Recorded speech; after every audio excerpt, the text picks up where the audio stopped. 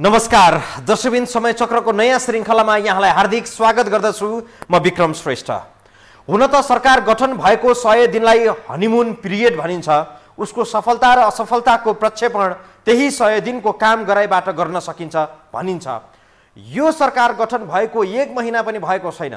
मन्त्रीमण्डलले नै पूर्णता पाइसकेको छैन। त्यसो भएको हुनाले यो सरकार सफल असफल भनेर विश्लेषण गर्नु केटाकेटीपन हुन जान्छ। तर हुने बिरुवाको चिल्लोपात भने जस्तो सुरुवातकै दिनले सरकारमा सहभागीहरू कुन मुडमा काम गर्दैछन् भन्ने सामान्य छनक चाहिँ आइहाल्छ। प्रधानमन्त्रीदेखि मन्त्रीहरूको दौडधुप पहिलेको भन्दा अलि भिन्न हुन खोजेकै छ। तर नयाँ आश गरिएकाहरूले समेत पुरानै नेताहरूको चाल ढाल सरकारमा बसेर देखाउन थालेपछि जनताको मन अमिलो हुन सुरु गरिसकेको छ। आज गृहमन्त्री रवि लामिछानेले संसदमा देखाएको निरीहताले धेरै आशाहरूलाई निराश गराइदिएको छ। एकजना हत्या अभियुक्त गृहमन्त्रीकै वरिपरि घुमिरहँदा समेत, एउटै सदनभित्र बस्दा समेत, अर्का सांसदले घोचेर देखाउँदा समेत गृहमन्त्री चुपचाप बसिरहे। अझ रोस्टममा उभिएर म विधि र पद्धतिको लाइनमा छु भनेर निरीहताको नाङ्गो रूप प्रदर्शन गरेका सदस्यहरू। सुरुमा हेरौँ यो रिपोर्ट। फरक धारको राजनीतिक आशा देखाएर जनताको अपार मत लिएर संसदमा पुगेका रवि लामिछानेको विधि र शासनको नैतिकता खुइलिने क्रम सुरु भएको छ। बिहिबार संसदमा रविले आफूले आफैलाई खुइल्याएको दृश्य निकै लाजलाग्दो थियो। विषय सांसद लक्ष्मी कोइरी महत्त्वको थियो। उनी नेपालको कानुनले चिने अनुसार आतंककारी शैलीमा मानिस मारेको जघन्य अपराध कसुरमा फरार प्रतिवादी हुन्। कोइरी सिधै बालकोटको छत्रछायामा चुनावमा लडेर जितेर संसदमा पुगे। उनी सांसद नै भए पनि कानुनको नजरमा अभियुक्त हुन्। उनलाई पक्रेर ल्याउन अदालतले प्रहरीलाई आदेश गरेको छ। तर प्रहरीकै तालुकदार मन्त्री संसदमा हुँदा पनि उनले पत्तो पाएनन्। पौष 26 को बैठकमा त उनले पत्तो पाएनन् ठिकै छ। पत्रकारले नै सम्झाइदिएपछि तत्काल ती सांसदलाई पक्राउ गर्न आइजिपीलाई भनिसकेको छु भन्ने गृहमन्त्रीले बोलेको पनि 8 दिन बित्यो। तर सांसद कोइरीलाई आँखै अगाडि हुँदा पनि प्रहरीले देखेन। लौ त्यो पनि ठिकै छ। आजको बैठकमा समेत ती कोइरी सदनमै थिए, तैपनि गृहमन्त्रीले थाहा पाएनन्। कांग्रेसका सांसद रामहरि खतिवडाले कोइरीका बारेमा नाम नलिइकन सम्झाइदिए। आज सभामुखको निर्वाचन हुने बेलामा यस संसदमा हत्याको अभियोग लागेका संसदहरू पनि यही भित्र छन् भन्ने सुनिन आएको छ। सभामुख महोदय, म गृहमन्त्रीज्यूलाई अनुरोध गर्न चाहन्छु, हामी चिन्दैनौँ उहाँलाई यहाँ भित्र हुनुहुन्छ हुनुहुन्न। यदि हुनुहुन्छ भने उहाँको मतदान प्रक्रियामा भाग लिन पाउने नपाउने त्यो निर्णय गरेर मात्रै सभा सञ्चालन गरियोस् भनेर अनुरोध गर्न चाहन्छु। धन्यवाद। तर कोइरीका बारेमा रवि लामिछानेले लाज पनि लजाउने गरी रोस्टरमा उभिएर आफू विधि र पद्धति भन्दा बाहिर नजाने भन्दै लाज छोप्न खोजे। फरार रहनुभएका मानिस संसदमा हुनुहुन्छ, उहाँलाई पक्रनका लागि उहाँले भन्नुभयो यो रुलिङ भएको विषय त होइन। म यहाँहरूलाई के जानकारी गराउन चाहन्छु भने विधि र पद्धति भन्दा बाहिर गएर गृह मन्त्रालय 1 कदम 1 इन्च बाहिर निस्किँदैन। म यहाँहरूलाई यसको ग्यारेन्टी, सम्मानित सदनलाई यसको ग्यारेन्टी गराउन चाहन्छु। त्यसको एउटा प्रक्रिया छ। त्यो प्रक्रियामा कसैले दबाब र प्रभाव दिनुहुने छैन भन्ने कुराको जानकारी यस अगाडि पनि सम्मानित सदनलाई मैले गराइ नै सकेको छु। तर रविले नैतिकहीन जवाफ दिएर आफूलाई नाङ्गे झार बनाएका छन्। बरु रविले भन्न सक्नु पर्थ्यो यो मेरो काबुभन्दा बाहिरको कुरा रह्यो। उहाँ ठुलै मान्छेको छत्रछायामा हुनुहुन्छ, मैले चाहेर पनि सम्भव भएन भनेको भए यिनलाई जनताले वास्तविकता बोले ठिकै छ भन्थे होलान्। तर फोहोर सफा गर्न नालीमा पसे भनेका रवि आफै 1 महिना पनि नभई नालीमै हराएका छन्। नत्र आफ्नो निर्देशन नमानेको भए आइजिपी माथि एक्सन लिनु पर्थ्यो। होइन भने कोइरी नै नभेटिएका हुन् भने सारा क्यामेराले कैद गरेको, संसदमा उभिएको, अझ अर्का सांसदले औँलाले घोचेरै देखाइदिएका ज्यान मार्ने कसुरका अभियुक्तलाई रवि लामिछानेले नदेखिसकेपछि संसदबाट बाहिरिँदै गर्दा पक्राउ गर्न लगाउन सक्थे। तर बिचरा रवि ठुला दल र नेता सामु निरीह मात्रै होइन, काँधमा काँध मिलाएर दुरुस्तै भइसकेका छन्। ठुला नेताको विपरीत जाँदा गृहमन्त्रीको पद नै जोखिममा पर्ने डरले हुन सक्छ। रविको स्याल हुइया हरेक दिन मन्द मन्द हुँदै गइरहेको छ। यदि यिनी पद लोलुप नभइदिएको भए आजको दिनसम्म उपप्रधानमन्त्रीबाट राजीनामा गरिसक्नु पर्थ्यो र गृहमन्त्री मात्रै रहन तयार छु, मलाई मन्त्रीमण्डलभित्र वरियता जरुरी छैन भनेर भन्न सक्नु पर्थ्यो। नेपाल जस्तो देशमा देशले कमाएको कमाइले यी ठालुहरूलाई तलब भत्ता खुवाउन पनि पुगिरहेको छैन। वैदेशिक ऋण लिएर तलब खुवाउने स्थिति पैदा भइसक्यो। उपप्रधान हुने बित्तिकै मन्त्रीको भन्दा सेवा सुविधा बढी हुने गर्दछ। उपप्रधान उपप्रधानमन्त्रीको तलब हाल 65,200 रुपियाँ छ। मन्त्रीले 60,970 रुपियाँ पाउँदै आएका छन्। उपप्रधान हुने बित्तिकै तलब मात्रै होइन, सुरक्षाकर्मी नै 50 भन्दा बढी पाउँछन्। अगौटे पछौटे गाडीहरूको लावा लस्कर लाग्छन्। सडकमा हुइकिदाको रवाफ बेग्लै, तर जनता र देशलाई एक सुकाको फाइदा छैन। उप भनेको प्रमुख नहुँदा विधामा बस्दा, वैदेशिक भ्रमणमा निस्किँदा कार्यवाहका लागि दिइने जिम्मेवारी हो। त्यसका लागि एकजना भइहाल्छ। वरियताका हिसाबले अर्थमन्त्री विष्णु पौडेल उपप्रधानमन्त्री छँदैछन् र पनि 4 जना उपप्रधानमन्त्री राखेर राज्यको स्रोतमाथि ब्रह्मलुट मचाइरहेका छन्। लौ, पुरानाहरू त पुरानै भए रे। यी नयाँ भनिएका रासोपा र राप्रपाका मानिसहरू समेत पुरानै शैलीमा विलासी भोग विलासमा लिप्त भएको देख्दा जनतामा आक्रोश पैदा हुनु स्वाभाविकै हो। त्यसमाथि सुविधा र भाग मात्रै खोज्ने अनि आफ्नो कर्तव्य चाहिँ भुल्ने गृहमन्त्रीजीको राजनीति सिकाइ अलि मिलेन। आज रविको बोली र काम गराइ देखेर सांसद लक्ष्मी कोइरी महतो पनि गमक्क होलान्। यी ठुला दलहरूले तमाम गाली खाँदा पनि एउटा कन्फ्लिक्ट अफ इन्ट्रेस्ट जुन भनिन्छ, कन्फ्लिक्ट अफ इन्ट्रेस्ट हुने गरी नियुक्ति चाहिँ दिएको थिएन। भनेको मतलब तपाईँको इन्ट्रेस्ट भएको ठाउँमै तपाईँलाई हाकिम बनाइदिने। तर त्यो त नयाँले गरे, त्यो यिनीहरूले गर्यो। Conflict of interest. अब ठेक्का सबभन्दा बढी बाँड्ने को? शहरी विकास मन्त्रालय। त्यहाँ ठेकेदारलाई, बोर्डिङ स्कुल चलाएर मान्छेलाई शिक्षा मन्त्री हो कि होइन, नागरिकताको मुद्दा चलिरहेको मान्छेलाई गृहमन्त्री, अनि म्यान पावर व्यवसायलाई श्रम मन्त्री। अब यो भनेको कन्फ्लिक्ट अफ इन्ट्रेस्ट हो। यो चाहिँ पुरानो दलहरूले पनि कहिले पनि गरेको थिएन। महतो सशस्त्रका असै थमन विकको हत्यामा फरार सूचीमा छन्। मधेस आन्दोलनका क्रममा 2072 साल भदौ 25 गते विकलाई गाडीबाट थुतेर भाला तथा धारिलो हतियारले रोपेर हत्या गरेको अभियोग उनीमाथि छ। उनलाई 2076 साल असोज 2 गते जिल्ला अदालत महोत्तरीले 1 लाख धरौटीमा छाड्ने आदेश दिए पनि पुनरावेदनपछि उच्च अदालत जनकपुरले पुनः पक्राउ गर्न आदेश दिएपछि फरार छन्। तर चौतर्फी प्रहरी र सेनाको घेराबन्दीमा रहेको संघीय संसद भवनमा फरार अभियुक्त सामेल भएर मत जाहेर गरी बाहिरिँदा समेत सुरक्षा निकायलाई जानकारी नहुनु आश्चर्य मात्रै होइन, उदेक लाग्दो कुरा हो। जोबाट धेरै आशा र भरोसा गरिएको हुन्छ तिनैबाट धोकाधडी सुरु भयो भने सम्झनुस् जनतामा आक्रोश झन बढेर जाँदैछ। विगत दशकौंदेखि यही राजनीतिक अनुहारहरू हेर्दा भोग्दा र परिणामविहीन समय गुजार्नु पर्दा राज्यको ढुकुटी रित्तिने गति मात्रै बढ्दै जाँदा जनता निराश मात्रै थिएनन्, यसपटक केही नयाँ होस् भन्ने चाहनाले वैकल्पिक शक्तिलाई निर्णायक मत दिएर सदनमा पुर्याएका हुन्। नराम्रो हुन दिन्न र राम्रो मात्रै गर्छु भनेर बाचा कसम खाएकाहरूले यसरी सुरुमै निरीहता देखाउनु स्वीकार्य छैन।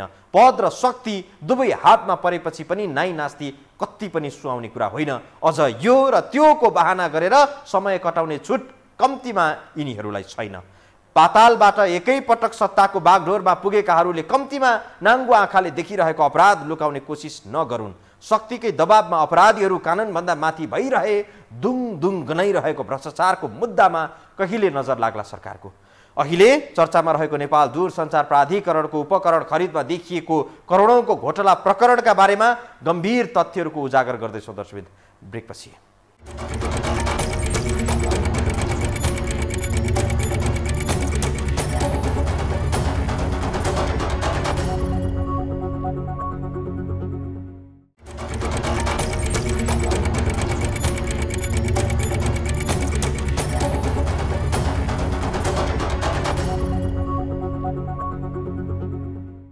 अस्वाभाविक मूल्यमा विदेशबाट उपकरणहरू खरिद गरेर ल्याएको आशंकामा अहिले अख्तियार दुरुपयोग अनुसन्धान आयोग र भन्सार विभागले दूरसञ्चार प्राधिकरणमाथि छानबिन अघि बढाएको छ।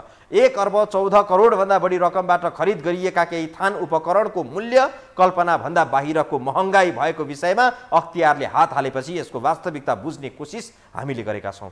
अख्तियारले फाइलको अध्ययन थालेपछि दूरसञ्चार प्राधिकरणमा डरको ढ्याङ्ग्रो पनि बज्न सुरु गरेको छ। बाँकी हेरौँ यो रिपोर्टमा। तपाईँ हामीले चलाउने एउटा ल्यापटपको मूल्य कति पर्ला? सामान्यतया 80,000, 1 लाख वा त्योभन्दा बढी से बढी 2.5-3 लाख रुपियाँसम्म। यो डेल कम्पनीको ल्यापटप हो। यो ल्यापटपको मूल्य नेपाली रुपियाँ 65 लाख रुपियाँ भनिएको छ। अनि त्यो ल्यापटप खरिदकर्ता हो नेपाल दूरसञ्चार प्राधिकरण। बाहिरबाट झट्ट हेर्दा तपाईँ हामीले चलाइरहेको भन्दा केही फरक देखिँदैन। भलै यसका भित्री पार्ट पूर्जा केही महँगा होलान्, मानिदिनुस् दूरसञ्चारकै हेड अफिसमा चल्ने भएपछि यसमा उच्च प्रविधि पनि जडान गरिएको होला, तर पनि यसको असामान्य मूल्य तपाईले पत्याउनु भयो? जति नै उल्टाई पल्टाई गरेर हेरे पनि 65 लाख रुपैयाँ मूल्यको ल्यापटप भनेर चित्त बुझाउने ठाउँ चाहिँ कतै पनि भेटिन्न। सामान्य देखिने यो ल्यापटपको असामान्य मूल्यले यति बेला अनियमितताको गन्ध मज्जैले फैलाएको छ। नेपाल दूरसञ्चार प्राधिकरणले traffic monitoring and front control system परियोजनाका लागि सुन्दै अत्यास लाग्दो मूल्यका 2 थान ल्यापटप सहित सर्भर र मोबाइल सेटहरू नेपाल भित्र्याएपछि छानबिन सुरु भएको छ। गएको भदौ 21 गते नै ल्यापटप सहित 109 थान सर्भर र 8 वटा मोबाइल सेट लेबनान हुँदै नेपाल आएको थियो। तर अस्वाभाविक मूल्य देखिएपछि भन्सार जाँच पास अड्किएको थियो। लामो समय गुपचुप राखेर भित्रैबाट मिलाउने चलखेल भइरहेका बेला सार्वजनिक सञ्चार माध्यमहरूबाट विषय बाहिरिएपछि बिचौलिया र दूरसञ्चारका कर्मचारी तनावमा छन् र विषय सल्टाउन शक्ति केन्द्रहरूमा दौडधुप चलेको छ। दूरसञ्चारले सामान खरिदको जिम्मा साइप्रसको सेल कम्पनी भेनराइज सोलुसनलाई दिएको थियो। विदेशी कम्पनीले जिम्मा पाएको यो सामानको कुल मूल्य 1 अर्ब 14 करोड 82 लाख रुपैयाँ देखाइएको छ। दूरसञ्चार प्राधिकरणले बिचौलियासँगको सेटिङमा कागजी घोडा मिलाएर अर्बौं रुपैयाँ झ्वाम पार्न लागेको विषयमा हामीले अनुसन्धान गरिरहेको तालुकदार निकाय अख्तियार दुरुपयोग अनुसन्धान आयोगका प्रवक्ता श्याम प्रसाद भण्डारीलाई सोधेका थियौं। तर अख्तियारका प्रवक्ता भण्डारी अनुसन्धानमा रहेको विषयमा मुख खोल्दैनन् रे। प्रवक्ताको जिम्मेवारी उनैले लिएका छन्, तर सूचना दिन भने यिनलाई सबैभन्दा भारी काम लाग्दो रहेछ। हामीसँग दोहोरो सवाल जवाफ भएपछि भेटेरै संवाद गर्ने भन्दै यिनले विषय टुङ्ग्याए। अख्तियारका प्रवक्ता भण्डारीसँगको यो सवाल जवाफ सुन्नुहोस्। हो, त्यही भएर मैले यो आएको कुरालाई त पब्लिकलाई त राम्रोसँग भनिदिनु पर्यो नि सर, अडियन्सलाई सर, जनतालाई त सूचना त हो। मतलब यो अनुसन्धान भइरहेको हो कि होइन सर? मैले यति मात्रै जान्न खोजेँ सर, यो अनुसन्धान भइरहेको कि होइन? ए, अनुसन्धान भइरहेको हो, अनुसन्धान भइरहेको चाहिँ हो सर, अनुसन्धान भइरहेको चाहिँ हो सर यो सर। हजुर अख्तियार दुरुपयोग अनुसन्धान आयोगको प्रवक्ता बोल्दै हुनुहुन्छ नि सर? एकदम प्रवक्ता बोल्दैछु सर। अनि सर केही पनि नै सूचना नहुने अथवा जानकारी नै दिनु नमिल्ने त यो कसरी हुन्छ सर? यस्तो नै हुन्छ सर अख्तियार भन्ने ठाउँमा? मिल्ने जानकारीहरू हामीले दिइरहेको त्यतिखेर त सर अख्तियारको गुणगान गाउने प्रशंसा गर्ने बाहेक के हुन्छ र सर हजुरहरूले बोलाउने प्रेस मिटमा त सर? यत्रा मुद्दाहरू पेन्डिङमा छ सर, अख्तियारमा यत्रा मुद्दाहरू पेन्डिङमा छ सर, केही काम हुन सकिरहेको छैन सर। यो विषयमा सूचना लिनु खोज्दाखेरि मलाई थाहा छैन, म बोल्न मिल्दैन भनेर भन्न धर पाउँछ सर?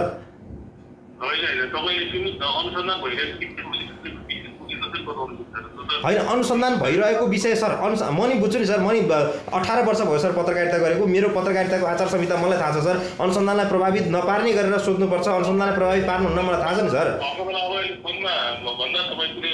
हो, त्यही भएर भेटेर कुरा गरौँ भनेर सर, समय चाहियो सर। मैले त्यही भएर फोन गरेको सर, फोनमै सबै कुरा गर्न खोजेँ होइन। आज कति बजे भेटौँ सर? 3 बजे आउँ सर। ल हस्। 1 अरब बढीको खरिदमा करोडौं रुपैयाँ घोटाला भएको विषय बाहिरिएपछि प्राधिकरणले भने आफ्नो बचाउ गरेको छ। तर मिली भगतको सेटिङ भाडिएपछि प्राधिकरण र ठेकदार कम्पनी हच्किएका छन्। सायद उनीहरूलाई पहिलो गाँसमा ढुङ्गा नलागेको भए यही प्रकृतिको दोस्रो लटको सामान पनि नेपाल भित्रिसकेको हुने थियो। यो ठेक्का 2 करोड 37 लाख 70 हजार अमेरिकी डलर अर्थात् हालको विनिमय दर अनुसार 3 अर्ब 9 करोड 69 लाख 93 हजार रुपैयाँ बराबरको हो। अनि यो के छ भने टोटल चाहिँ के छ भने हाम्रो चाहिँ क्वालिटी टेस्ट गर्नको लागि, कल मोनिटरिङ गर्नको लागि र ट्राफिक मोनिटरिङ गर्नको लागि 109 थान भ्रिप्रोब सर्भर छ, 2टा ड्राइभ टेस्ट किट छ है। र यो सबैले गर्दा चाहिँ हाम्रो चाहिँ अन्तर्राष्ट्रिय मार्केटबाट चाहिँ हामीले चाहिँ 8.8 मिलियन USD को सामान हामीले ल्याउन लागेका छौँ। अर्बौंको सामान खरिदको नाममा अस्वाभाविक बिल भरपाई बनाएर नेपाल भित्रिएका यी सामग्री जाँच पास गराउन नेतादेखि मन्त्रालयका कर्मचारीसम्म लागेका छन्। यसले पनि यो खरिदमा सामान्य मान्छेको चलखेल छैन भन्ने प्रश्न सङ्केत गर्दछ।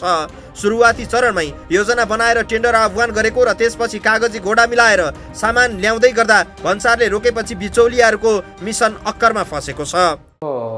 यो विषय नेपाल दूरसञ्चार प्राधिकरण पनि एउटा सरकारको सार्वजनिक संस्थान भयो, सरकारको सरकारी स्वामित्वमा पनि छ। युएसले गरेको जुन चाहिँ खरिद प्रक्रिया छ र सामान आयात भएको छ त्यसको विषयमा भन्सार त्रिवी स्थल भन्सार कार्यालयमा आशंका पैदा भई त्यसलाई चाहिँ के कस्तो सामान हो भनेर जाँचबुझको क्रममा यसको किन यति मूल्यको यो सामान हो भन्ने जिज्ञासा राखेको भन्नेसम्मको सूचना हामीलाई छ।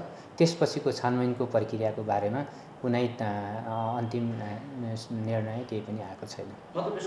अहिले बढी मूल्य देखाएर नेपाल भित्राइएका उपकरण traffic monitoring and front control सिस्टमले विदेशबाट आउने फोनलाई नियमन, निगरानी र अनुगमन गर्ने प्राधिकरणले जनाएको छ। यसबाट खास गरी VoIP जस्ता कल मार्फत हुने आपराधिक गतिविधि न्यूनीकरण हुने प्राधिकरणको दाबी छ। अहिले अख्तियार र भन्सारले यो विषयमा अनुसन्धान गरिरहेको छ। भनेको विषय मेरो जानकारीमा छैन। यदि आयोगमा कुनै उजुरी परेर सम्बन्धित ठाउँमा हेर्ने कामहरू भइरहेको हुन सक्छ, तथापि तपाईले उठाएको विषय मेरो जानकारीमा चाहिँ छैन। होइन, यस्तो हुन्छ, तपाईको आयोगमा परेका सबै उजुरीहरूको बेहोरा आयोगको प्रवक्तालाई जानकारी हुनुपर्छ भन्ने छैन। सम्बन्धित महाशाखाहरूले, यहाँ विभिन्न 12वटा महाशाखाहरू छन्, ती महाशाखाहरूले आफ्नो काम गर्छन्।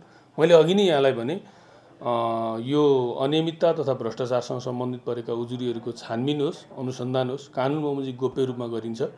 त्यो एउटा निष्कर्षमा पुगिसकेपछि हामी त्यसमा आयो भने प्रेस विज्ञप्ति मार्फत नै त्यसको जानकारीहरू गराउँछौँ। अन्यथा यो विषयमा जानकारी पनि हुँदैन र त्यस्तो परेको रहेछ भने पनि त्यसको गोप्य रूपमा छानबिन भइरहेको अवस्था हुन सक्छ। नेपाल दूरसञ्चार प्राधिकरणको यो अरबौं घोटाला प्रकरणले फेरि सङ्गठित रूपमै योजना मुताबिक सरकारी कार्यालयबाट भइरहेको भ्रष्टाचारको नमुना बाहिरिएको छ। विषय अनुसन्धानमा रहेकाले सत्य तथ्य बाहिर आउला, तथापि मोटो रकमको चलखेल रहेको यो विषयमा स्वार्थ भाजिएर अनुसन्धान प्रभावित नहोस्। जनताले रगत पसिना बगाएर तिरेको करबाट उठेको पैसामाथि केही व्यक्ति मोटाउन खोज्दा भ्रष्टाचार झन जर्जर बन्दै गएको छ। तर अनुसन्धान कार्यलाई प्रभावित हुने भन्दै अख्तियारले सामान्य सूचना दिन पनि आनाकानी गर्नु चाहिँ शङ्कास्पद छ। किनकि धेरै भ्रष्टाचारका अपराधहरू सूचना लुकाएरै ढिसमिस पार्ने गरेको आरोप चाहे अख्तियारमा होस्, चाहे भन्सार विभाग या राजस्व कार्यालयलाई लाग्ने गरेको छ। हुन पनि प्रहरीले अनेकन दुःख गरेर भ्रष्टाचार र अपराधको डङ्गुर पत्ता लगाउने, तर आवश्यक अनुसन्धानका लागि विभागहरूलाई जिम्मा लगाउने, तर विभागहरूमा अनुसन्धानकै क्रममा सबै कालो करतुतहरू रातारात सेतु हुने व्यतिथि पटक पटक देखिँदै आएको छ। थाहा छैन त्यस अवधिमा त्यहाँभित्र कस्तो, कति र कसरी बार्गेनिङ हुन्छ या सहमति जुट्छ। तर केही न केही तलमाथि चाहिँ नभई मिलापत्र कसरी भयो, कसरी हुन्छ, कामना गरौँ यो घटनामा सत्य तथ्य बाहिर आउनेछ। दोषी ठहर भई कानुन बमोजिम दोषी हुनेहरू कारबाहीको भागीदार हुनेछन्। दर्शकवृन्द, हामी स्याङ्जा वालिङमा फुटबल म्याच भइरहेको स्थानमा अकस्मात हेलिकप्टर अवतरणपछि आतंकित बनेको वातावरण र यात्रुमाथि स्थानीयले गरेको कुटपिटका विषयमा चर्चा गर्नेछौँ ब्रेकपछि।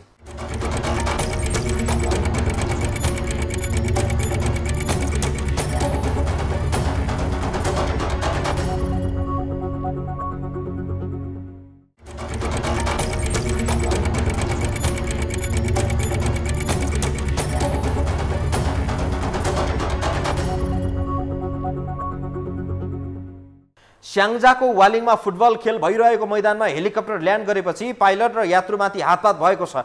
वालिङ गोल्ड कपको सेमिफाइनलमा एभिनियर FC क्यामरुन र वालिङ FC जुनियर बीच प्रतिस्पर्धा भइरहेको बेला प्रभु एयरको हेलिकप्टर मैदानमा ल्यान्ड भयो। त्यसपछि मैदानमै उपस्थित दर्शकले बिना सूचना र जानकारी मैदानमा हेलिकप्टर उतारेको भन्दै पाइलट रमेश डङ्गोल र यात्रुहरूलाई कुटपिट पनि गरेका छन्। घटनाको वास्तविकता के थियो, हेरौँ बाँकी यो रिपोर्टमा। स्याङ्जाको वालिङमा बिहिबार अपराह्न अनौठो दृश्य देखियो। वडा नम्बर 8 को खेल मैदानमा प्रथम वालिङ गोल्ड कप चलिरहेका बेला धुलो उडाउँदै 81 प्रभु एयरको हेलिकप्टर खेल मैदानमै बसेपछि पाइलटमाथि कुटपिट भएको छ। आयोजक वालिङ रातो र एभिनियर FC बीचको सेमिफाइनलको खेल चलिरहेका बेला बिना जानकारी हेलिकप्टर अवतरण भएपछि आक्रोशित भिडले हेलिकप्टरमा पुगेका यात्रु र पाइलटमाथि मुक्का बजारेका छन्।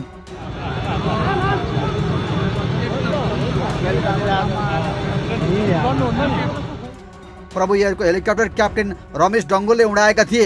हेली वालिङ नगरपालिका नौका युवाहरूले चार्टर गरेर पोखराबाट लगेको बुझिएको छ। खेलको पहिलो हाफ चलिरहँदा हेलिकप्टर खेल मैदानमा झारिएको थियो। खेल चलिरहँदा मैदानमै हेलिकप्टर बसेपछि स्थानीय युवाहरू आक्रोशित बनेका थिए। उनीहरूले हेलिका क्याप्टेन र यात्रुमाथि हातपात गरेका हुन्। मूलतः सुरक्षाको दृष्टिले पनि खेल चलिरहेको बखत पूर्व जानकारी बिना हेलिकप्टर अवतरण गर्नु आफैमा जोखिम हो। तर पाइलट डङ्गुलले भने हेलीमा यात्रा गरेका युवाहरूको दबावमा खेल मैदानमै ल्यान्ड गरेको दाबी गरेका छन्। युवाको दबावका बावजुद पनि उनले हेली ल्यान्ड गरेका हुन् भने त्यो सुरक्षा मापदण्ड विपरीतको कार्य भएको संघका प्रमुख जिल्ला अधिकारी गङ्गाबहादुर छेत्रीको भनाइ छ। खेल मैदानमा चाहिँ हेलिकप्टर झरेपछि त्यसपछि चाहिँ नै झडप भएको भन्ने कुरा छ, वास्तविकता के हो त्यहाँको? त्यो झडप भएको भन्ने मेरो जानकारीमा छैन। त्यहाँ चाहिँ नि खेलकुद चलिरहेको ठाउँमा मानिसहरूको भिडभाड भएको ठाउँमा हेलिकप्टर अवतरण गरेछ। हजुर। र चाहिँ त्यो अवतरण गरिसकेपछि त्यहाँ खेलाडी स्थानीयहरू आक्रोशित भएको चाहिँ भन्ने छ।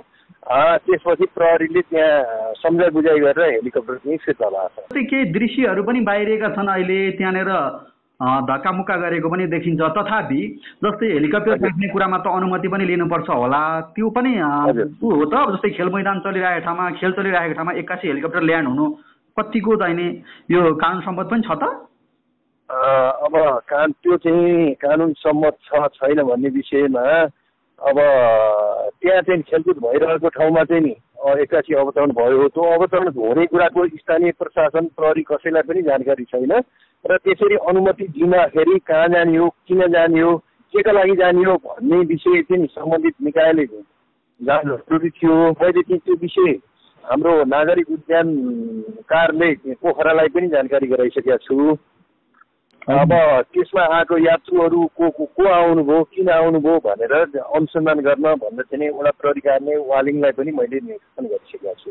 साहब जस्तै सिधा सिधै हेर्दा त अलि अव्यावहारिक जस्तो पनि देखियो नि होइन, खेल चलिरहेको ठाउँमा एक्कासी ल्यान्ड। अब होइन, अनुमति नै लिनु पर्ने हो भने पनि मान्छेको भिडभाड चाहिँ खेलकुद चलिरहेको ठाउँमा अवतरण गर्न हुँदैन थियो, गर्न नहुने हो। यदि त्यहाँ चाहिँ ल्यान्ड गर्छु भनेको ठाउँमा त्यस्तो भिडभाड भयो भने त्यहाँको नजिकमा चाहिँ कहाँ सुरक्षित हुन सक्छ त्यो ठाउँमा चाहिँ अवतरण गराउनु पर्ने। अवतरण गराउँदाखेरि पनि हेलिकप्टरको सुरक्षा, त्यसमा आएका यात्रुको सुरक्षा र चाहिँ बाहिर स्थानीयको पनि सुरक्षा सबै हिसाबले चाहिँ मिलाउनु पर्ने, हेर्नुपर्ने हुन्छ। त्यो भएर स्थानीय प्रहरीलाई चाहिँ जानकारी गराउन जरुरी थियो। त्यो चाहिँ सबै भएको अवस्था चाहिँ छैन। हेलिकप्टर ल्यान्ड गर्दा मैदानमा खेलाडीहरू भागेपछि ठूलो दुर्घटना टरेको छ। अनुमति बिना खेल मैदानमा झारेको हेलिकप्टरलाई कारबाहीको लागि जिल्ला प्रशासन कार्यालयले पोखरा अन्तर्राष्ट्रिय विमानस्थलमा जानकारी गराएको छ।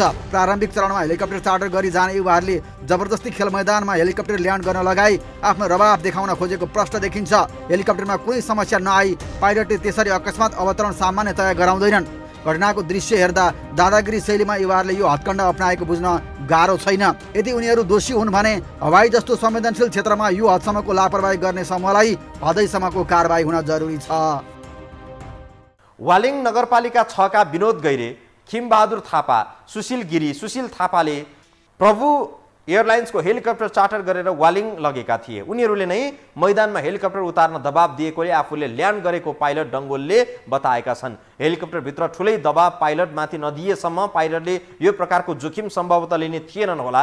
मूर्खहरूको अगाडि दैव त डराउँछन् भने ती पाइलट त मानिस थिए, अझ हेलिकप्टर उडाउँदै आकाशमा।